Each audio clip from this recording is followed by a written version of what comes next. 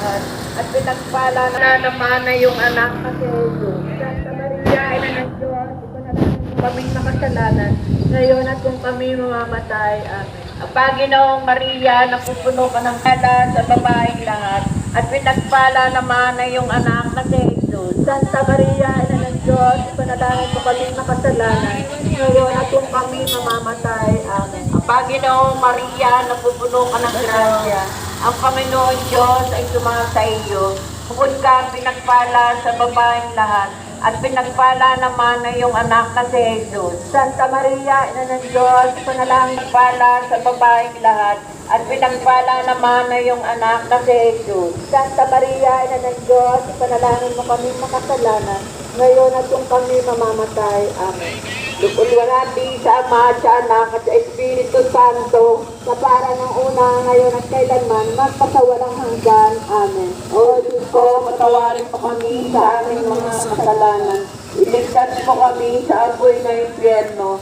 Dali mo sa langit ang lahat ng kaluluwa, lalo-lalo na nangailangan ng tulong at awa. Ang ikatlong misteryo ng hapit, ang pagpuputong ng koronang tinik. Ama namin, sumasalangit ka, sambahin ang ngalan mo, mapasa amin ang kaharian mo, sundin ang loob mo dito sa lupang para na sa langit. Bigyan mo kami ngayon ng aming kakanin sa araw-araw, at patawarin mo kami sa aming mga sala, para pagpapatawad namin sa nagkakasala sa amin. At huwag mo kami ipahindulo sa tukso, at iaya mo kami sa lahat ng masama. Amen. At Panginoong Maria, napupulungan ng grasya ang Panginoon Diyos ay tumasa iyo. Bukod siyang pinagpala sa babaeng lahat, at pinagpala naman ang iyong anak na Jesus. Santa Maria, ina ng Diyos, ipanalangin mo kaming makasalanan, ngayon at kung kami mamamatay. Amen. Ang Panginoong Maria, napupulungan ka ng grasya ang Panginoon Diyos ay tumasa iyo.